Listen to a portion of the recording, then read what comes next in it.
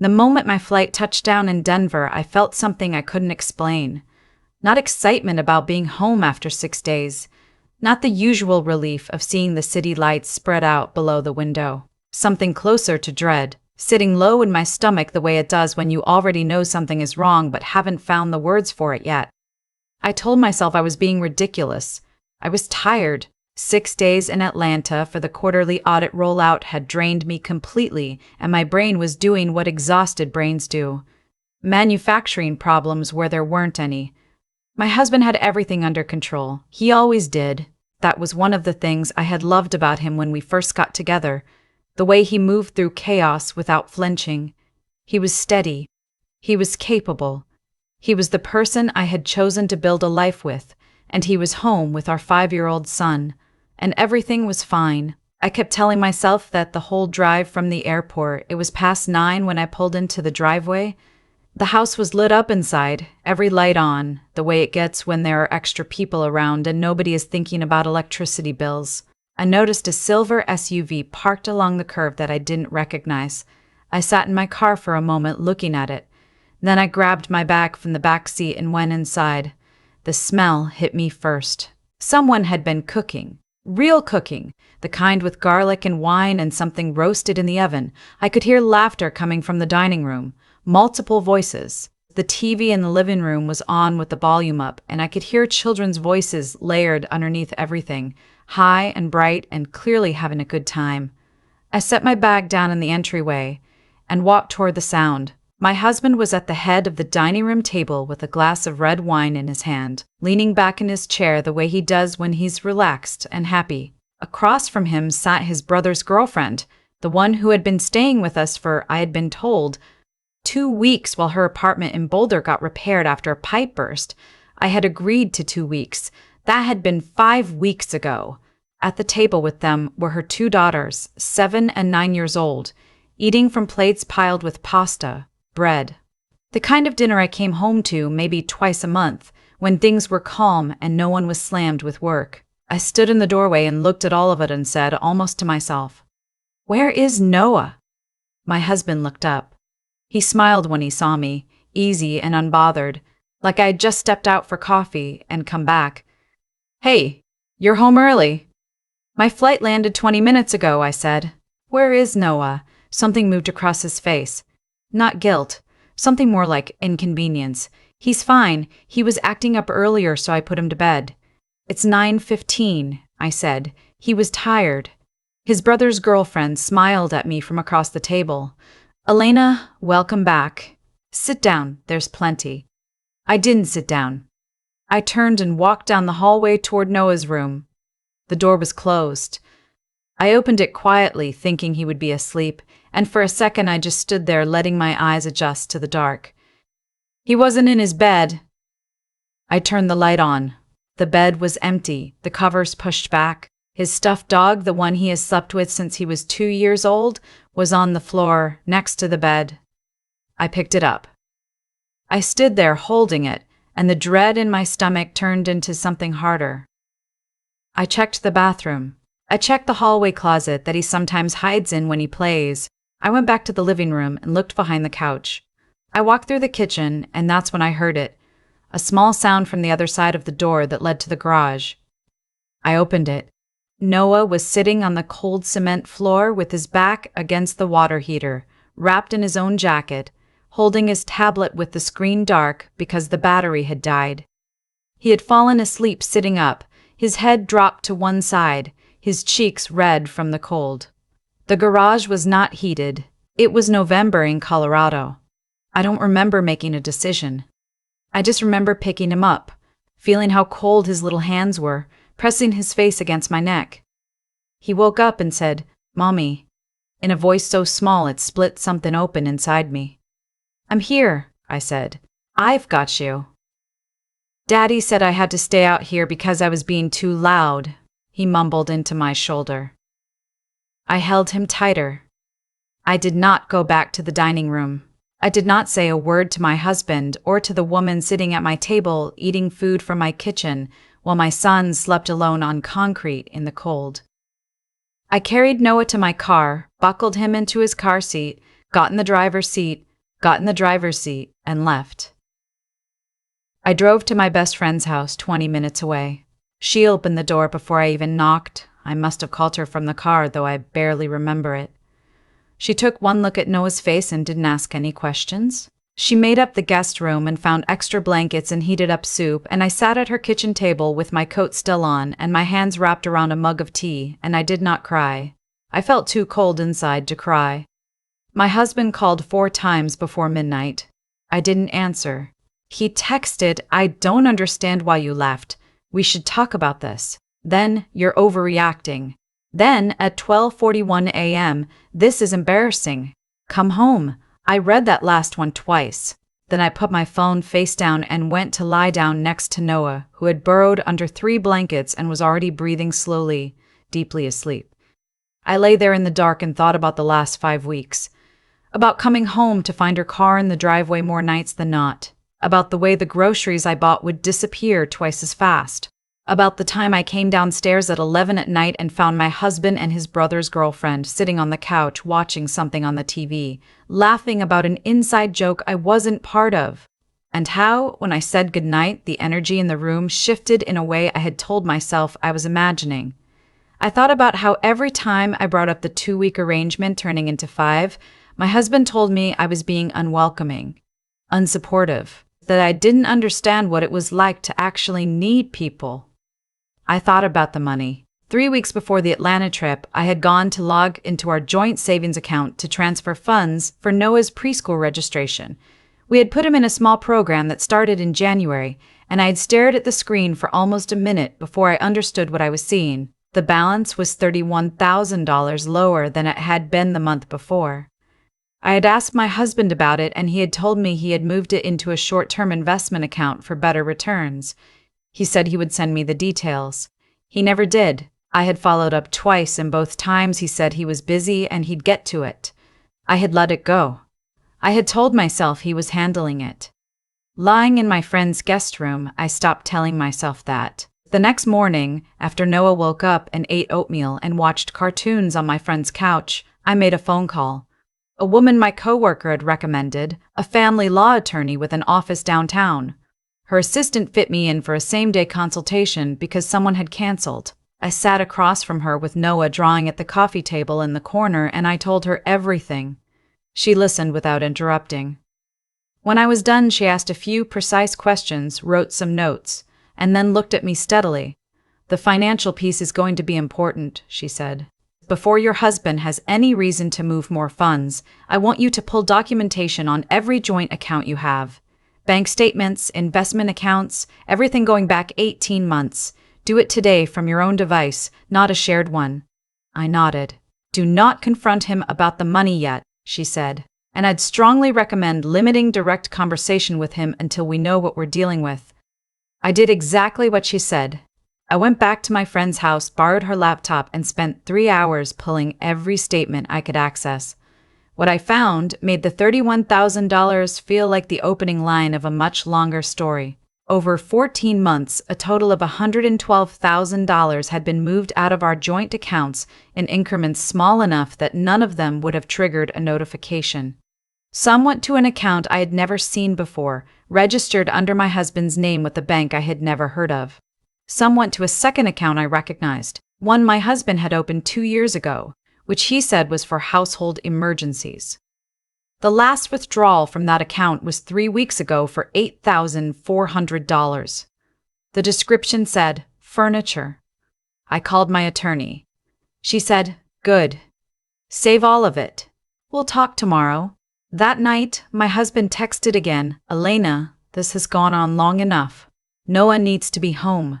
I need you to stop being dramatic and come back so we can talk like adults." My friend watched me read it. "You okay?" she asked. "I'm getting there," I said. My attorney filed for emergency financial preservation the following week. It meant neither of us could move or liquidate joint assets without court approval. When my husband got the paperwork, he called me 6 times in a row. I let all of them go to voicemail.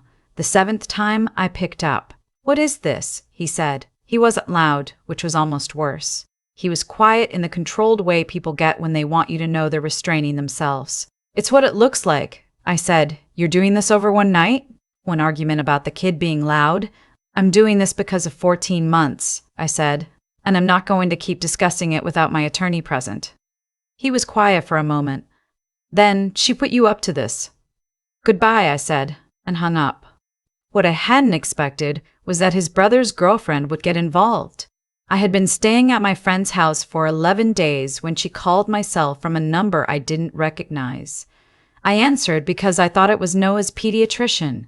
You need to come home, she said without introducing herself, though I knew her voice immediately.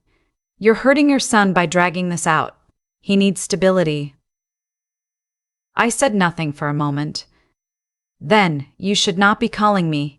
Someone has to, she said. You're destroying your family over nothing. Marcus is devastated. He loves you. What happened with Noah was one bad night, and you've turned it into some kind of... Let me stop you there, I said. My voice was calm. I was genuinely surprised by how calm it was. My son was locked in a cold garage because he was too loud while you and my husband had dinner. He had been there long enough for his tablet to die and for him to fall asleep on cement. He is 5 years old. I paused. Do not call this number again. I hung up and immediately called my attorney to document the contact. She told me to save the call log. 2 days later, my husband asked to meet me in a public place. He sent a text that said he just wanted to talk. No attorneys, just the two of them. He said he had things to explain. He said he missed me. He said no one needed his father. I thought about it for a long time. Then I called my attorney. My advice is still no, she said. But if you decide to go, bring someone with you. Stay in a busy area and record the conversation on your phone. Your state is one-party consent. I met him at a coffee shop on a Saturday afternoon. I brought my friend and had her sit 2 tables away. I had my phone recording in my coat pocket. He looked tired. He looked like he hadn't been sleeping well, which shouldn't have made me feel anything, but did, briefly, for about 30 seconds before he started talking. He told me the money was an investment. He said he had been trying to build something for us, for our future. That he hadn't told me because he knew I would overthink it, that he was going to surprise me when it paid off. He said the account the money had gone to was his own, which was true, technically, and that he had every right to manage his finances the way he saw fit. Our finances? I said. He paused. Right. Where's the money now? I asked. Another pause. It's in the account. Which account? The one at First Mountain Bank? He looked at me differently then. The tired, apologetic look shifted into something more careful. You've been digging around. I've been doing what I should have done months ago, I said. He was quiet for a long time. Then he leaned forward and said in a lower voice, Elena, think about Noah. Think about what you're doing to him. You want him growing up without his father in the house? You want to blow up everything we built because of one bad night and some numbers on a bank statement you don't understand? I looked at him across that small table. I thought about my son's cold hands. I thought about 112 missing thousands of dollars. I thought about 5 weeks of feeling like a stranger in my own house while another woman sat at my table. I understand the numbers fine, I said, and no one needs a mother who doesn't pretend everything is okay when it isn't. I'm done pretending. I stood up, said goodbye, and left. My attorney had a forensic accountant review everything. What he found was that the $112,000 had not gone into any legitimate investment vehicle. It had been used, in parts, to cover the expenses of my husband's brother's girlfriend during the months she had been living with us. Her car payments, her credit card bills, cash withdrawals my husband made in person. There were also 2 charges that matched the cost of movers, consistent with the amount it would cost to furnish a 2-bedroom apartment. My attorney filed the formal divorce petition 4 weeks after I left. I won't walk through all of it. The hearings, the depositions, the back and forth, because some of it is still painful in ways that don't fit neatly into a story. But I will say this, the forensic accountant's report changed everything. My husband had moved marital assets to support someone else without my knowledge or consent. In Colorado, that matters in a divorce. It mattered enormously. His attorney tried to argue it was financial planning. Our forensic accountant had receipts. The judge was not impressed. I was awarded primary physical custody of Noah, child support, and a significant portion of what had been taken from our joint accounts, plus interest, plus fees. My husband's brother's girlfriend, as it turned out, had been receiving funds that were traceable enough that her own finances became part of the discovery process. She had to retain her own attorney. The apartment that had apparently been furnished with my money had to be inventoried. I did not feel triumphant. I want to be honest about that. There was a moment sitting in my attorney's office after the final settlement was signed, when I felt something more like grief than victory. Grief for the version of my life I had thought I was living, for the husband I had believed he was, for the years I had spent trusting a picture that turned out to be painted over something else entirely. But underneath the grief was something steadier, something that had started the night I found Noah on a concrete floor and decided, without overthinking it, to pick him up and leave. Noah asked me once, about 2 months after we moved into our own apartment, whether his daddy was a bad person. We were doing dishes together. He stands on a step stool at the sink and rinses while I wash. And he asked it the way kids ask hard things, casually, like it's just another question alongside what's for dinner, and can we get a dog? I thought about it for a moment. Then I said, I think your daddy made choices that hurt our family, and I think sometimes people make choices that hurt people they love. That doesn't always make them all bad or all good. It just means we have to protect ourselves. He considered this. Then he said, like how you put a lock on the garage door so it can't close all the way from inside anymore. Yeah, I said, exactly like that. He nodded like that made complete sense, rinsed the last cup, and handed it to me. We have a good apartment, 2 bedrooms, a small yard, a neighbor who has a dog that Noah is obsessed with and who lets him feed it treats through the fence on weekday mornings before school. I put Noah in the January preschool program, the one I had originally saved for. I enrolled him in a Saturday art class because he loves to draw, and every week he comes home with something, a painting, a paper collage, once an elaborate drawing of a spaceship made entirely out of triangles, and we hang them on the refrigerator until it's so covered we have to start a second layer. I work remotely now 3 days a week. I use some of my settlement to take a course I had been putting off for 2 years, financial planning certification, because I decided I would never again let someone else manage numbers I couldn't read myself. I don't hate my husband. I think that surprises people when I say it, but I spent enough time in that coffee shop looking at his face to understand that what happened was not some sudden transformation. He had always prioritized his own comfort over honesty. I had just made it too easy for him by trusting without verifying, by letting things go because confrontation was uncomfortable, by telling myself the unsettled feeling in my stomach was anxiety rather than information. I don't make that mistake anymore. A few weeks ago, Noah drew a picture of our apartment at his art class.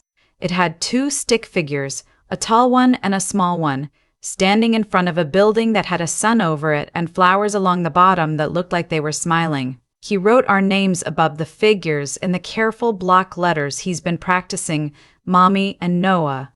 I put it on the refrigerator. I looked at it for a long time. Then I went and made dinner, and my son came and sat at the table and told me about something that had happened at school. Something about a frog that had gotten into the classroom and how everyone screamed, and I listened to every word, and I laughed, and the apartment was warm. And it was enough. It was more than enough. It was everything.